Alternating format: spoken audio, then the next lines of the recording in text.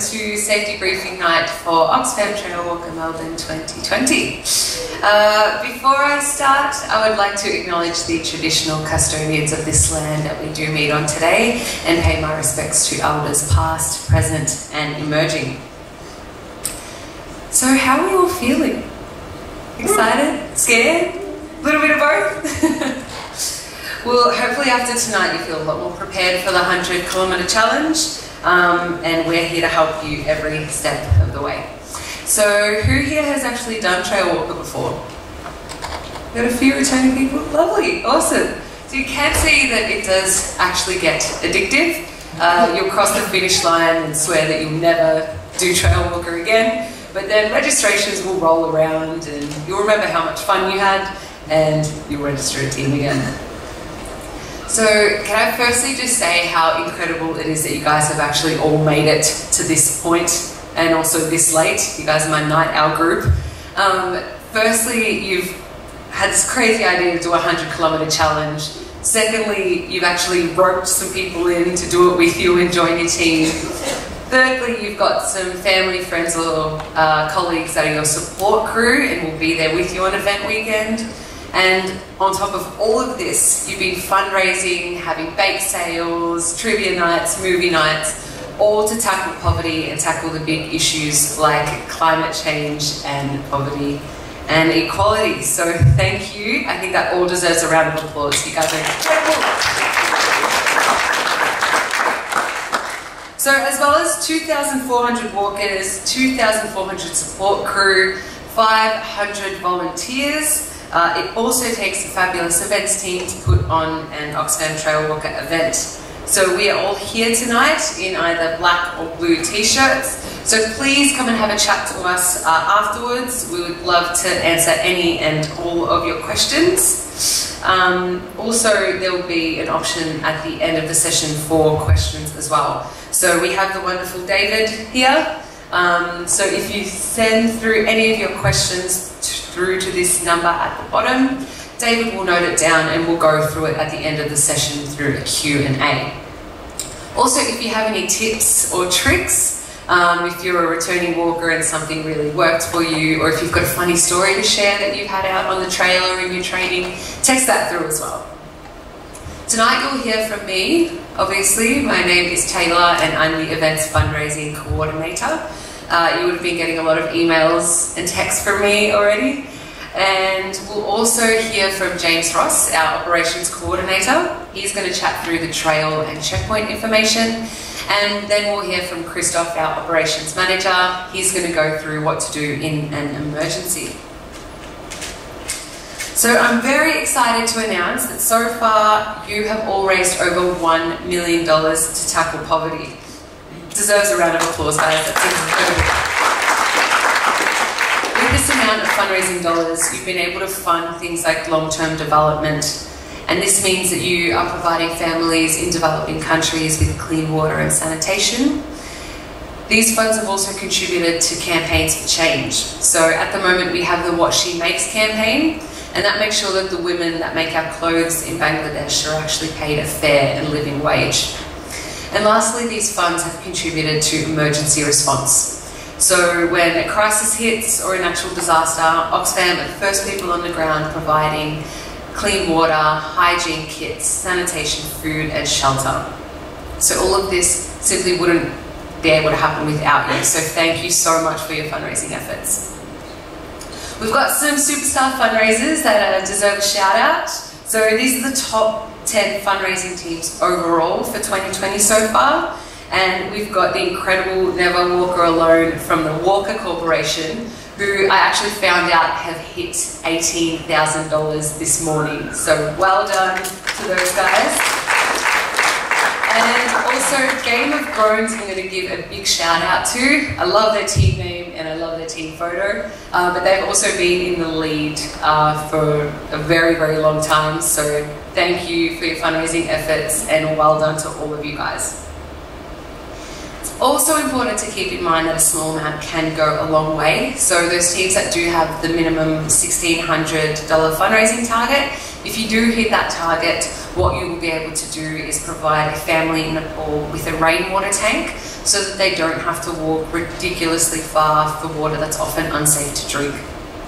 So everyone, keep up the great work with your fundraising. I know we had a really tough start to the year with the bushfires, so the fact that you guys have cracked $1 million is just outstanding, so thank you. More on fundraising. We have the deadline for the $1,600 fundraising minimum to be hit next Friday.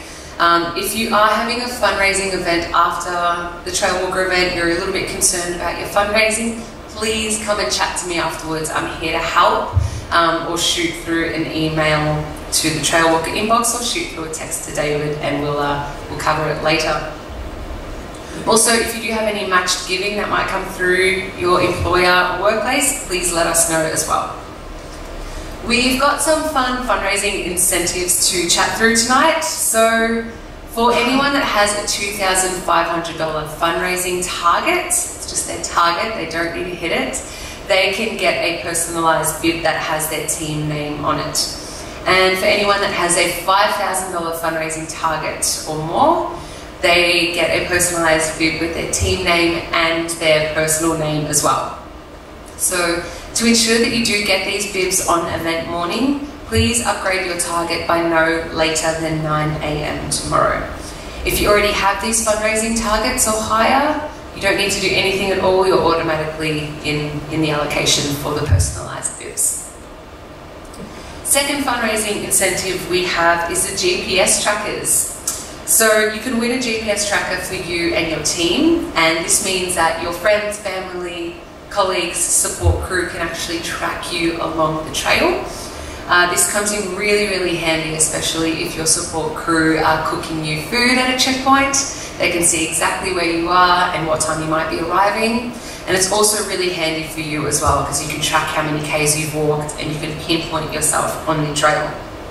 So to win a GPS tracker, you will find a green slip in your briefing pack that asks you to upgrade your target by $500. If you do that and fill that out and pop it either in the bucket at the exits here or give it to one of our staff members, you'll go into the draw to win.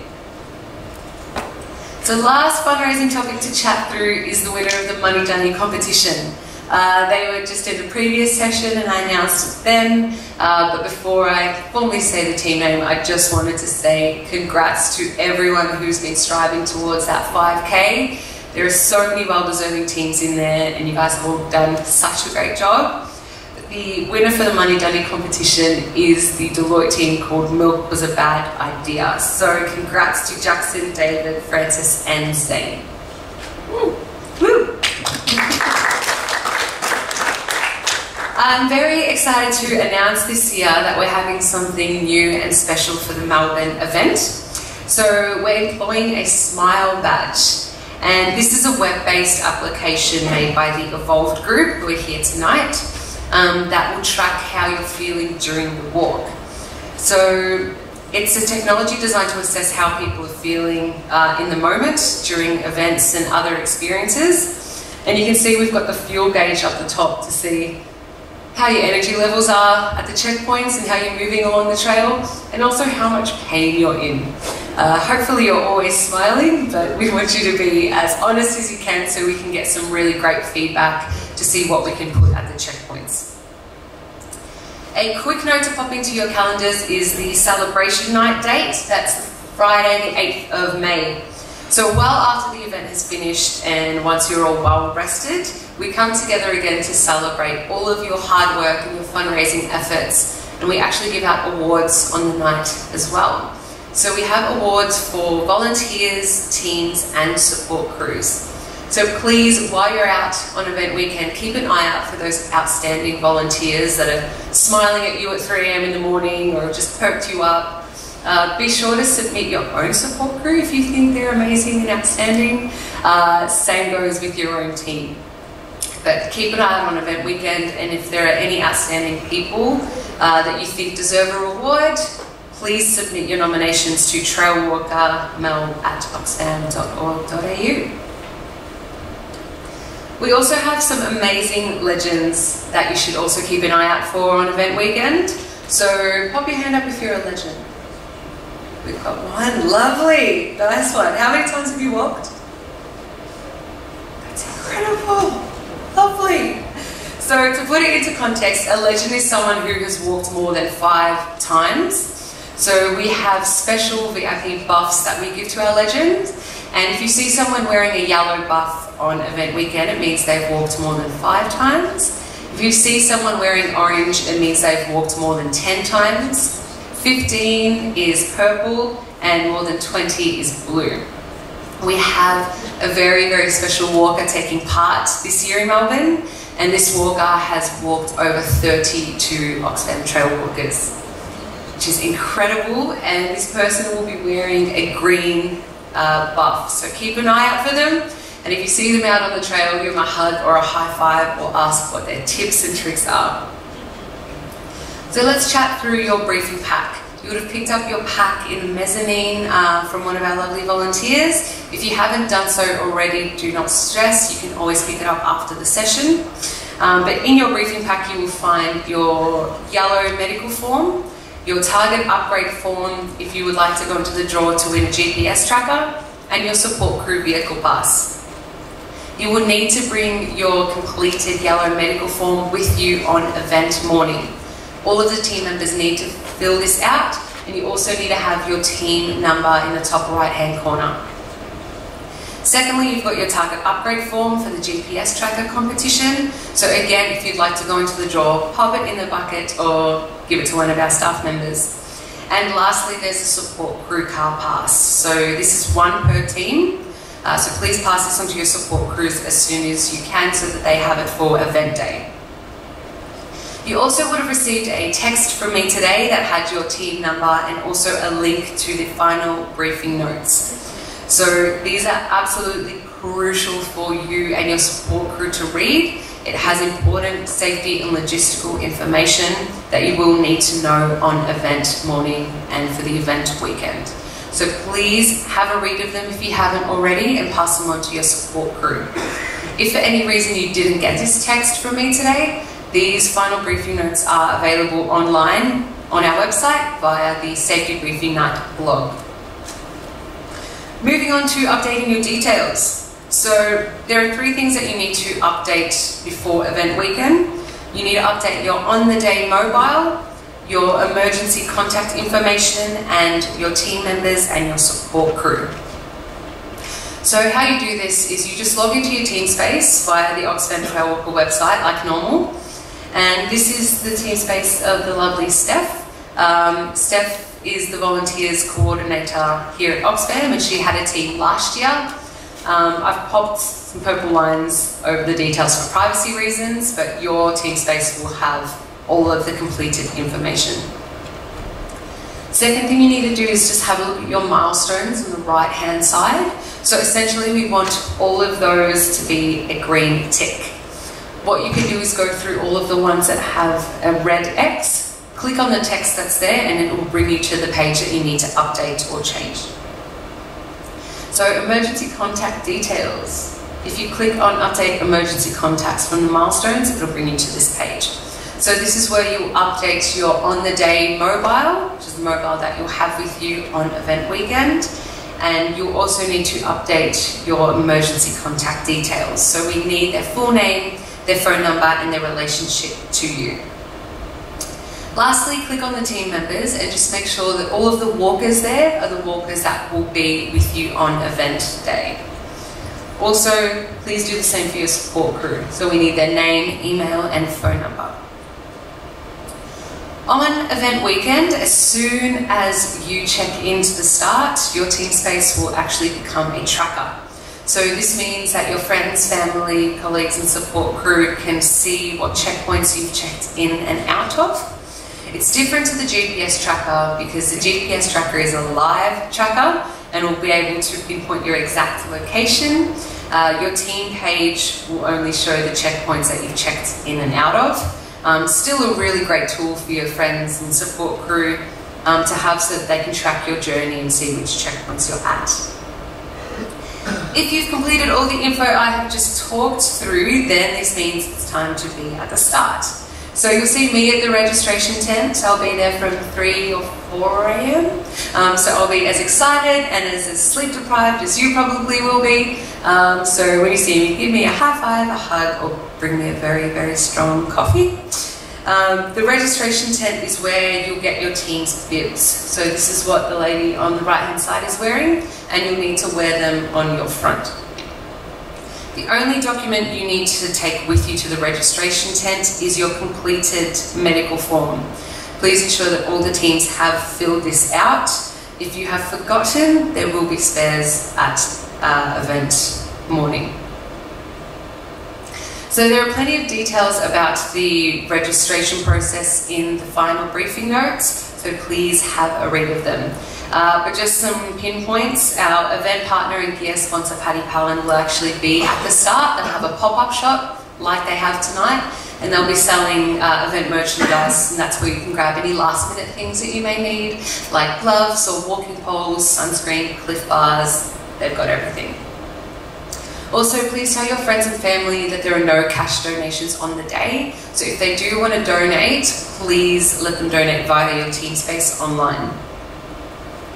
So let's talk about start times. You all should know your start time by now. It'll be on your team space. What I do encourage and definitely recommend is that you arrive at the registration tent 45 minutes to an hour before your start time to ensure enough time to grab your bibs, get yourself registered, and get any last minute things that you guys may need. So that's them there, and they're in their final briefing notes as well. If you come late and you've missed your start wave, all that will happen is you'll just get pushed back to the next start wave. We've got event photographers that will be stationed along the trail, but there will also be a formal space for you to take your team photo after you've registered at the start, and we'll have the media backdrop there. Please, again, wear your bibs on the front. This is not just a safety precaution, but it's so we can figure out who you are, what team you're part of, and we can get your photos emailed out to you. So the weather. We live in Melbourne, which means we get 4 seasons in one day, as you all may know. Forecasts are going to change. I made the mistake of putting up the forecast last year at safety briefing night. Thought it was going to be a sunny 22s with some clouds and some sun, but it ended up raining, and I had a lot of walkers come to me afterwards and tell me that my forecast was wrong. So I'm just going to tell you and highly recommend to keep an eye on the forecasts, but also please plan for all weather conditions. So bring sunscreen, bring a poncho, and make sure that your support crew has those extra layers that you may need if it does get cold, so you're not carrying around like big jumpers or big jackets that you might need. Give your close to your support crew and they can give them to you at the checkpoint. Lastly, before I pass over to James, I just want to reiterate, we will have no disposable cups at the Trailwalker event. So please bring your own cup, bring your own keep cup or your water bottle. If you don't have one, we've got some for sale tonight, right up near the info table, or we'll have some for sale on the event morning. Also, please, if there are no bins around you and you've got rubbish, take your rubbish with you till the next checkpoint and pop it in the bins there. We really want to leave no trace at all. We want to leave the trail exactly how we found it. So on that note, I'll invite James, the operations coordinator, to come up and chat through the trail. Thank you, James.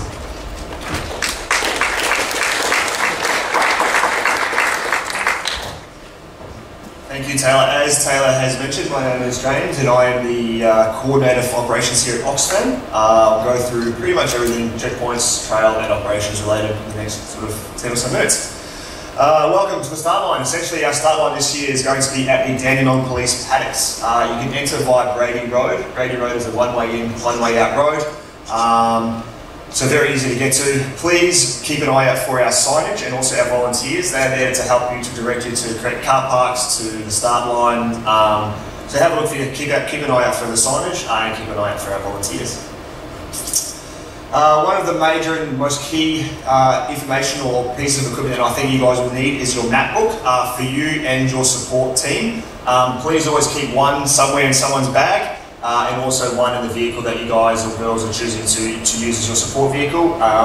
You never quite know they're going to come in handy, and if the trail does change and someone moves a sign, at least you guys have a waypoint to find out where you should be going. As you can see, the slide here is a slide of our start line. Up the top left, or my top left, we have a 2-minute parking area or a 2-minute drop-off zone. There is going to be a few checkpoints where these 2-minute drop-off zones occur. If you are planning on using a quick drop-off or a 2-minute drop-off zone, please stick to that. Make it as quick as possible, because there are going to be a lot of other people who are wanting to do the same thing.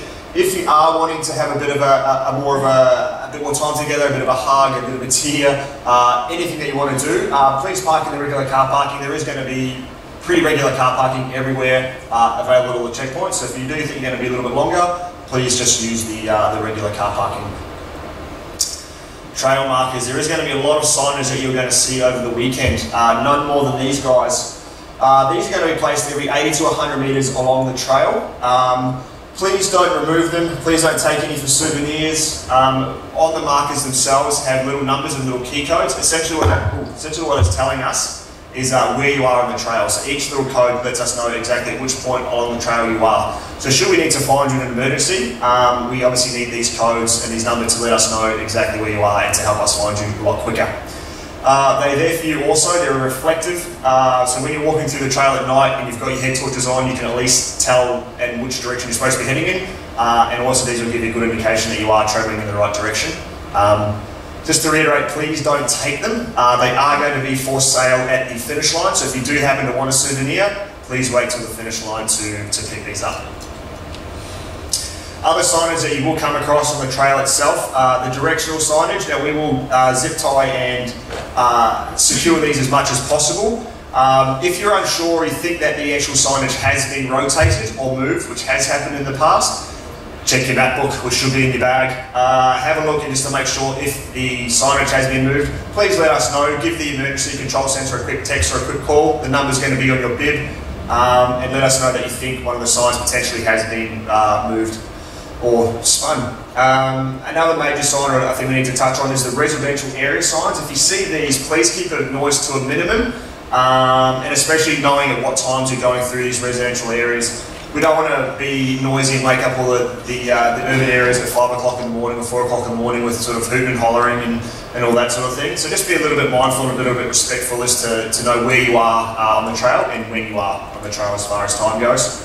And along the bottom we've got some other signs that you will come across. Keep left, watch for cyclists, events in progress, watch for walkers. We don't have this trail booked privately. We don't own it, unfortunately. It is going to be used by multiple people riding bikes, just casually walking around. So please be patient as you're walking along the trail. It is going to be publicly used. The Mullumbimby Trail and the Yarra Creek Trail will be two very popular bike riding trails. So there's a very good chance that you will come across others on the trail as you're walking over the weekend. Our volunteers, so we have well over 500 volunteers that volunteer for this. Some of them are going to be our trail marshals. What our trail marshals will do is they'll supervise certain crossings, make sure people are crossing safely.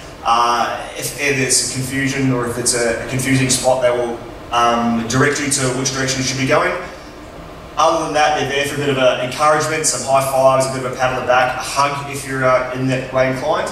But please let them know, give them a high five and say thank you, because they are, again, volunteering their time over the weekend as well.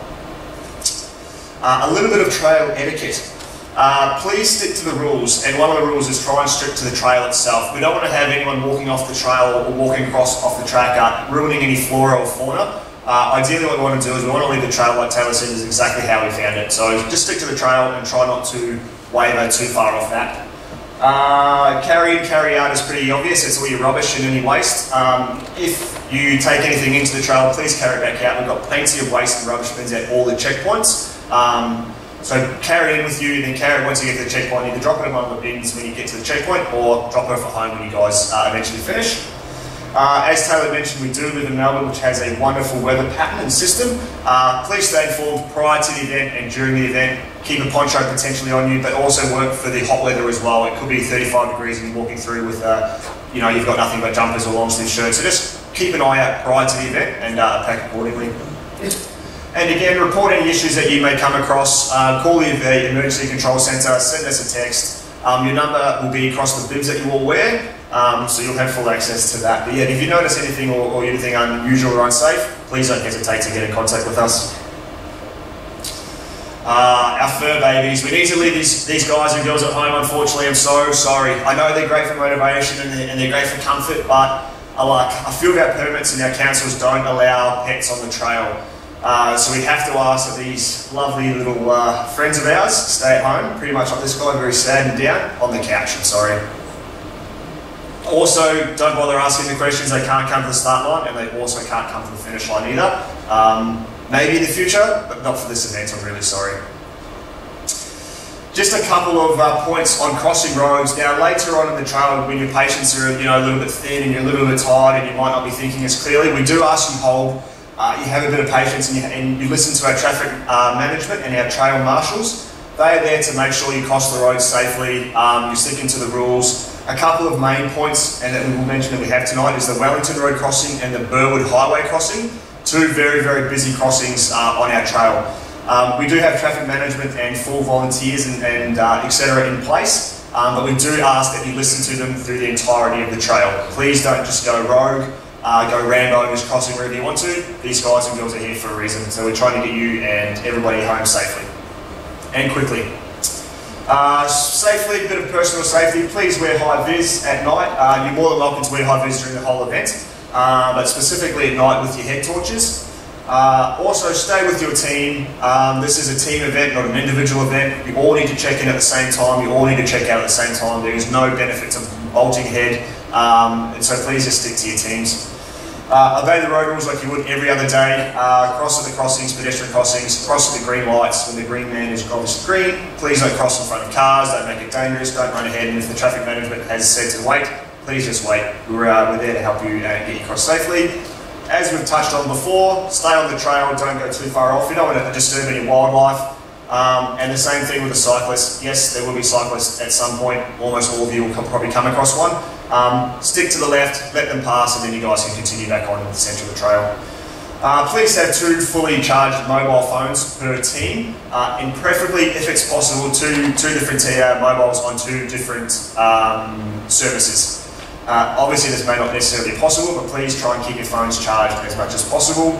And as always, you have all our numbers. Please call the Emergency Control Centre at any point if you have any issues that you want to relay to us.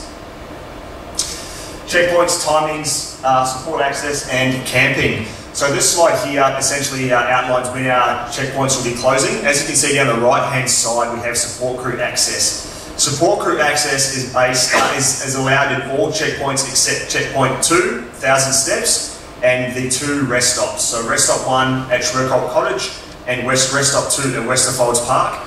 No support vehicle access, please. So no checkpoint 2 and no rest stop 1 and 2. Camping, as you can see here, is on camping as a checkpoint 4 and checkpoint 5, which leads me into the next couple of slides. At both of these camping sites, we have indoor and outdoor camping available. So if you would like to camp indoors, on the screen now is the emails to contact for if you'd like to camp at checkpoint 4. That will be coming directly through Oxfam itself. You need to contact that email, send us your details, and elect how many beds you would like, etc. The charge at checkpoint 4 is $20 a bed per person, which goes to your team page as a donation. Checkpoint 5 at Lilydale is privately done directly through them, so Belinda has her email on there. All payments and everything is done directly through Belinda herself. So please contact Belinda on this email and she will return with any information that you guys require. But please note that checkpoint 5 is privately paid for. It's done all through the checkpoint itself. Lastly, on camping, you don't have to camp at our checkpoints. If you choose and you want to go stay in the Hilton for a couple of hours and have a bit of a spa and a five-star treatment, you're more than welcome to. But please make sure when you get to the checkpoint, you check in and you let our volunteers know that you are staying off-site for X amount of hours. We need to know that we don't expect you to be on site, but we know that you have checked in and you will be coming back to us. At the same time, on the flip of the coin, please make sure when you come back to check out, you must come back in and check out before going back on the trail. You've got to come back and see our volunteers, you've got to let us know that you're heading back out on the trail, and you've got to check back out in a way is the wording. But yeah, just to reiterate, check in always with the volunteers, and then when you hit the trail, you must come back in and check out. But you don't have to stay at the campsites if you don't want to. Alternatively, you don't have to camp at all either. If you want to, you can go all the way through. A bit of safety protocols, like I've just touched on, all team members must be sighted at the check-in. You can't send your team leader or your captain to check in for everybody, or the other 3 take a seat and rehydrate. All 4 must be sighted by our volunteers, both checking in and checking out. At the checkpoints, this is where if your team members want to retire, at checkpoints this is where this happens. So should you have a team member who can't continue or they retire, what would happen is, as you can see up here we have an example, what happens is on the walkers' bibs that are returning to the trail, so that continue to walk, you will receive a sticker of the colour of the bib who has retired from your team. So there's 4 colours of bibs, there's red, blue, black and yellow.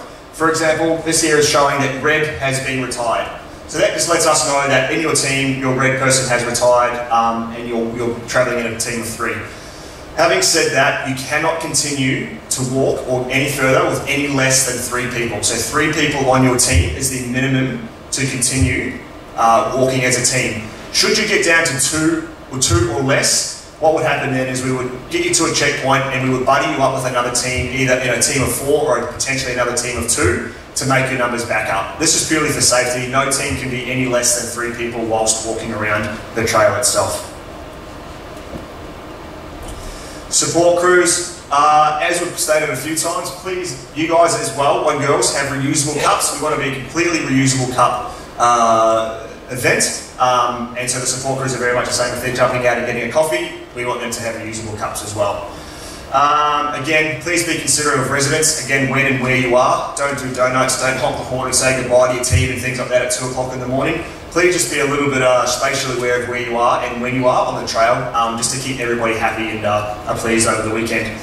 Also, please have your vehicle identification on the dash at all times. You will receive these prior to the event. Any support vehicle, please have these on and very visible. It allows us to know which vehicles to direct to which car parks in checkpoints. We have private car parks that are only for us, and we have public car parks that are also going to be available to everybody. So we need to know where to send the support teams. And again, no support crews at checkpoint 2, rest stop 1 or rest stop 2. And just a bit of a tricky car parking sort of situations at checkpoint 3 at Olinda. Olinda is a bit of an unusual. We have plenty of car parking, but it's kind of sporadically spread out around Olinda. So when you get there, please again be patient. Don't park on front lawns, don't park on pedestrian sidewalks, don't park on private property or anything like that. Please just be patient, find yourself a car park. Like I said, you might just have to search a little harder at checkpoint 3 because it's a little bit more spread out. There is a very quick 2-minute drop-off if you decide to go that way. There is around the side of the oval, there's a 2-minute drop-off if you want to be quick and get over there fast. First aid will be at every checkpoint. So we have Vet Aid as our help this year. They are at every checkpoint and every rest stop. These guys and girls are also volunteering their time, so please be very patient with them. The checkpoints at the start are also going to be a lot more congested than the ones at the end, with it as the team is starting to filter out. But please be patient. You may not be able to get in straight away. And also, shake their hand, give them a hug, give them a high five, because again, they're there to take you up. They're putting you back together to get you guys and girls back out on the trail. Additionally, this year we have Health Hub services.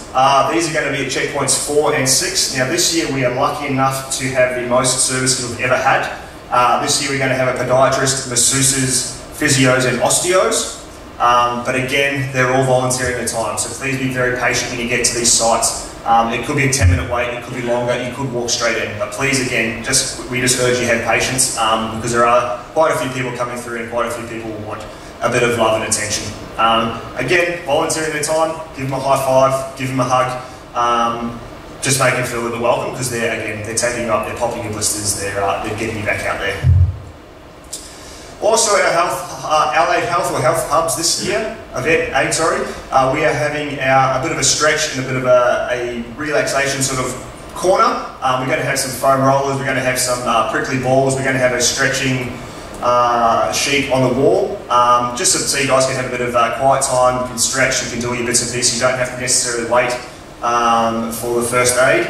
We do ask though that everything that you do use remains here. It doesn't go for a walk on the trail with you, doesn't go down the checkpoint with you, it just stays here so everybody can enjoy its services.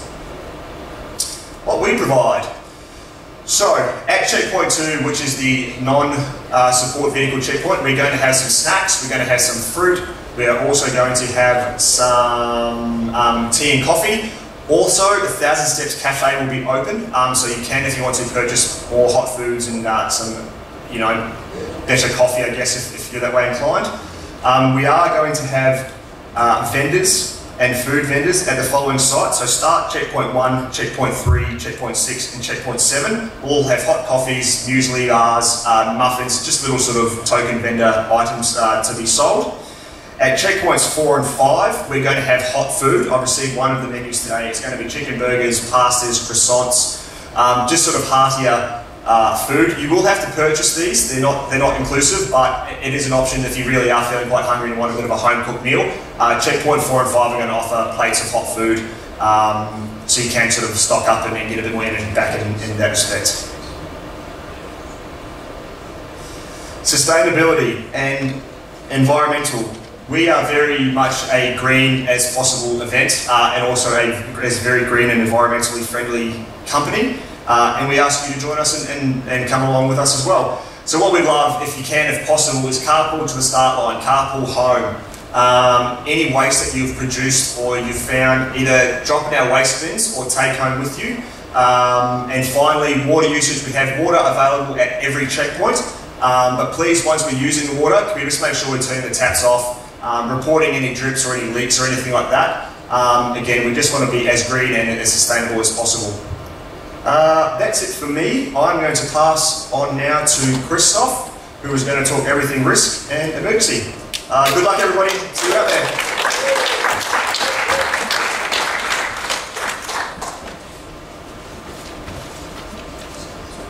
Thanks, James. So as James mentioned, my name is Chris, and first of all I'd like to thank you for making the time and the effort to come today. It gives us a chance to talk to you guys in person, and also communicate to you things which are really important for you to enjoy a safe and enjoyable event. So my part of briefing is around topic of what to do in an emergency.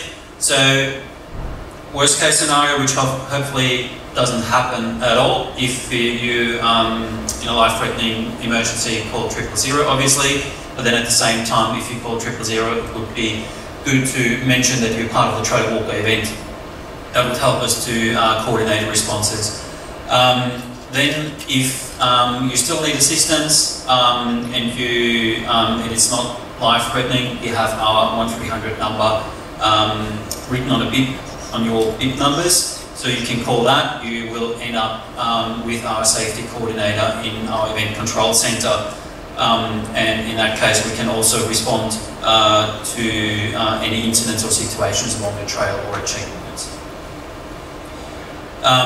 The information we need from you guys is the location, most importantly, and that's where the trail marker numbers and the trail markers come into play.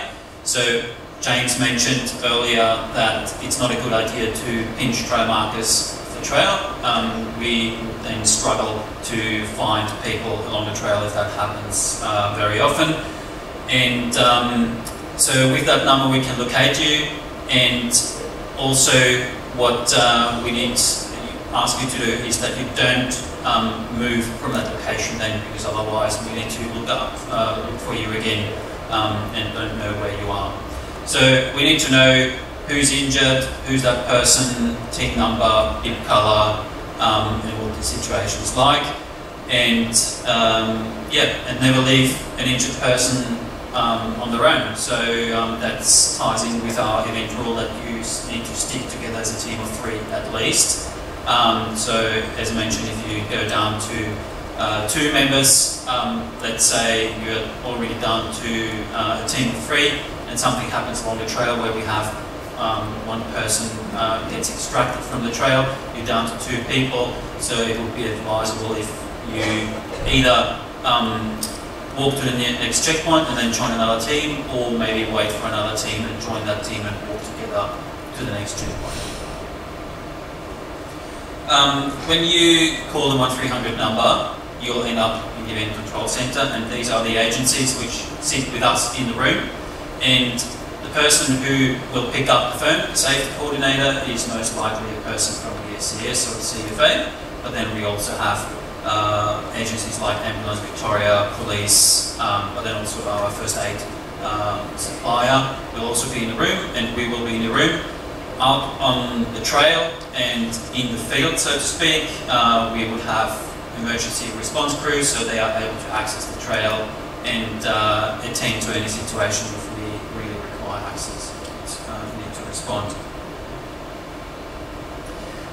When it comes to tracking the event progress, we would like to know where you guys are, and that's why we ask you to check in and check out at the checkpoints, which is really important. So we need to know whether you're at the checkpoint, in between checkpoints, or at the next checkpoint.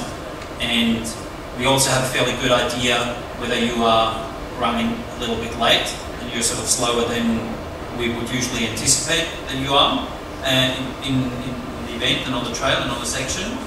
So in that case, it would flag in the system that you're one of the slower teams, and we will check in with you. We call you, actively call you, and check in with you to make sure you guys are okay.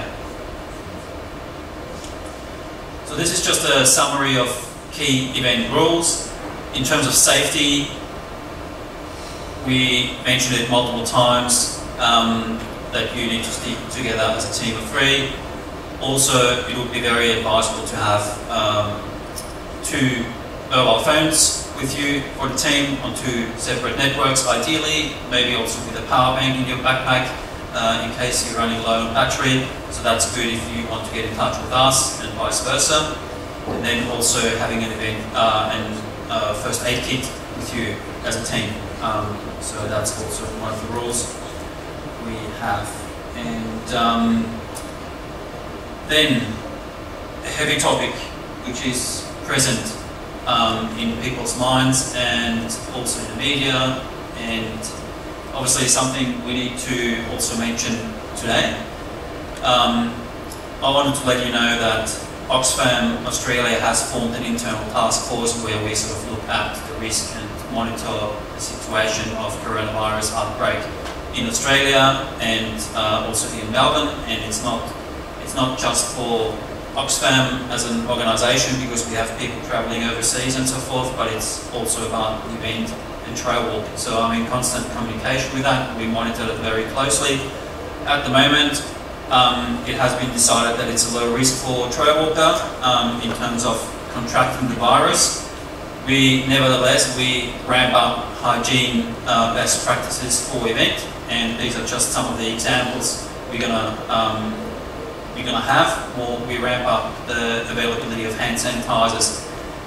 Food handling with gloves would be stock standard anyway, but I just mentioned it again. At indoor checkpoints, we're going to open up indoor checkpoints as good as possible. So this is an area where you potentially hang out, especially on a rainy day. So we open up the checkpoints, the internal checkpoints, as good as possible to maximise airflow. So just bear that in mind if you may end up sort of in the night in the down areas around Lilydale or around Evelyn, that you maybe also dress appropriately at the checkpoints. And then, we remind you how to wash your hands if you don't know that already. And in terms of preventative measures, it's nothing new, should not be new to you.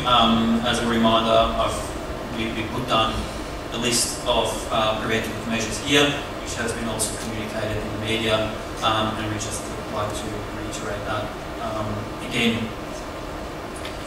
And finally, the message from us is as well that if you have been travelling overseas and come back from those countries on the list here, and you don't feel well, we ask you to refrain from participating in the event. It's generally not a good idea if you embark on 100 kilometres if you're not feeling well and unfit, so that's generally also advisable. But yeah, if you have any questions in regard to that topic, you can certainly get in touch with us and we respond to you. So on that note, I'll pass on to Taylor again. Thank you, Chris. So we've just got some final reminders to go through, and then we'll move on to questions. So obviously, as I've said many times, please bring your completed yellow medical form to the registration tent on event morning. Bring your own keep cup and your own water bottle. Please carry a first aid kit for your team and also a thermal blanket for wet and cold weather. So you actually need one per team, and Paddy Palin sell them. They have them here tonight, or you'll be able to pick one up from their shop online, or at the start line they'll have a pop-up shop as well.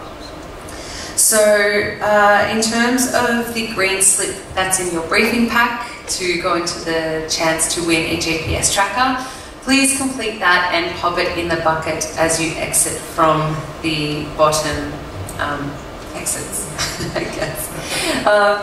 Just lastly, please remember to thank all of the incredible volunteers that will be there on event weekend, which flows in nicely to my next slide. We actually first, who's volunteered at Trailwalker before? Oh, we've got no one. Well, it's time to ask your friends, family and colleagues, because we currently have 470 incredible volunteers that have signed up to volunteer on the event weekend for Melbourne, but we actually still need 100 more just to make the event as safe as possible and as enjoyable as possible for you. So please ask your friends, family, colleagues, anyone you have in mind that isn't really into long distance walking but loves events. It's a really, really fun way to get involved. So please take a photo of that yellow link or jot it down on a piece of paper and share it as much as you can. We really want to get as many volunteers as we can for this event. Finally, before we move on to questions, I just want to thank our primary partner Deloitte and our national partners Paddy Palin and Kane. We wouldn't be able to put on these events without them, so big, big thank you to these guys. And now we'll move on to questions. So we've got the questions that have been texted through on the laptop, and if we don't get through all of them, don't stress, we will have answers to them on our website in the form of a blog by tomorrow. Other than that, you can always come up and chat to us. We're very easy to spot with our blue and black t-shirts. We'd love to answer any and all of your questions. So first question. Can family or friends accompany us for a section of the trail? And we had this question in a previous session before. So event rules, if you want to stick to the Trailwalker event rules, no, so you should stick together as a team and walk the event. But obviously we are on public space and it's shared with the public. So yes. It's a very political answer. Are there any rules of thumb around time spent at each checkpoint to hit a specific time required? So, oh, sorry, I was just going to say before you answer that, we do have a team calculator that can give you a rough estimate. We'll include a link of this in our safety briefing night post-event blog, which will be up tomorrow, so keep an eye out for that. Sorry, I completely... No, that's probably the better answer. Okay. Alrighty. My start time says TBA on my team space. What should I do? You should definitely come and speak to me as soon as this session concludes, because you should definitely have a start time, and we'll sort that out. So please come and speak to me, whoever put that question in. Are park run events along the course going to run on the day, or are they cancelled? So some of them will run, some will not, but we're in constant communication with those guys. So we have identified park runs along the route. We're aware of that. We have spoken to them and we don't see any problems for the event. It's a very small window that anyone will actually see park run. So the chances are it's very, very slim that you'll come across anyone from specifically park run. But as I've said earlier, we do share the trail with a lot of different people on bikes, walking, running. The expectation is that we will not be out there alone. You will see other people doing all our other activities out there. So again, when you see them, stick left, just be patient. Thank you. Will there be clear signage for our support crew for the Checkpoint 6 Croydon checkpoint? We found it difficult to find during daylight hours as walkers. New checkpoint this year, and so checkpoint 6 is not the same as last year. This checkpoint this year will be at the Vic Chin Baptist Church. Very easy to find. We'll have flags at the front of the driveway and lights all along the driveway itself that will run at night time. Shouldn't have no issues at locating this checkpoint this year. And what about Croydon? Looks like a couple of the closing times were incorrect on the final briefing notes. Example, checkpoint 3 closing time. Can you please confirm if the times are correct? Please refer to your map book. Map book is 100% accurate as far as checkpoint times go. Anything else apart from that is just an oversight or a mistake, and apologies for that. In previous years, there has been long distances between toilets, especially on the larger sections. Are you doing anything about this year? Yes, we are. The rest stops that have been included this year are to break up those long stretches of the trail. So there are more toilets on the trail this year than there has been in any other year so far. So yes, to answer that question is yes, we've broken up the large portions of the trail and it added 2 rest stops with toilets and first aid and water, etc. And I would like to add to this, we're also in touch with all the councils we're going through. So we are aiming to arrange that public toilets will be open along the trail. Obviously this is something we can request from the council, but ultimately that's out of our hands, but we're going to push for it. Thank you. That's all the questions that were texted through, but are there any in the crowd now? Yeah. No? Alrighty, easy. Well, if any do arise, no, you can always come and chat to us afterwards. Please remember to put your target upgrade form in the bucket where the lovely, glamorous Maddie is standing and exit out from the bottom exits. Thank you all so much for coming. Really, really appreciate you making the time late at night, and good luck. We'll see you at the start line. Thank you.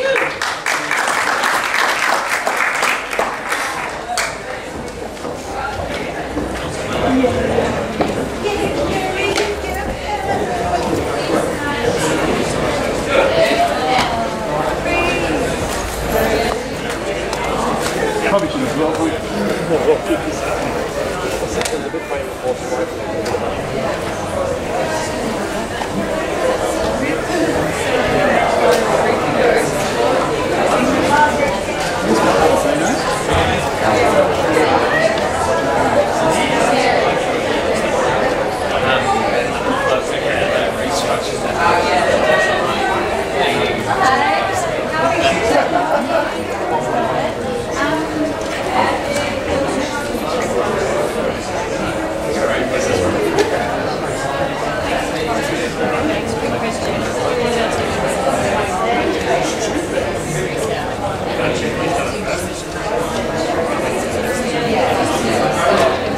Thanks, mate. Thank you.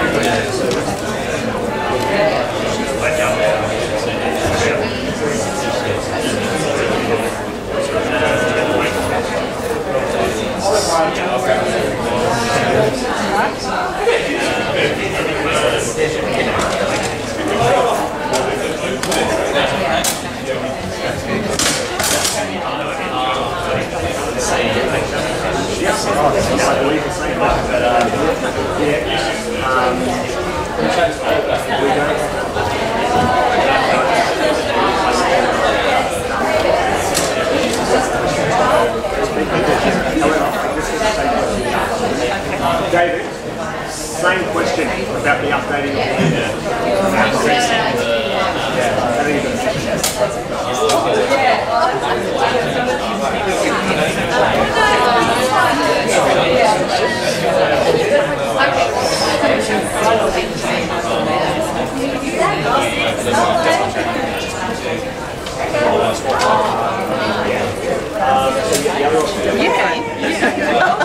You can go in front of me. Your phone.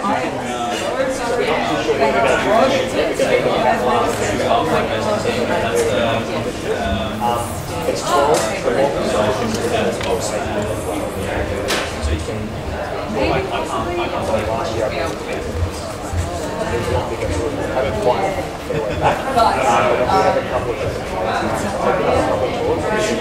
sometimes they're closed. Because they're only toilets close to the way, but we don't know. we've had toilet questions at every session. Because experiencing the journey of the whole attraction,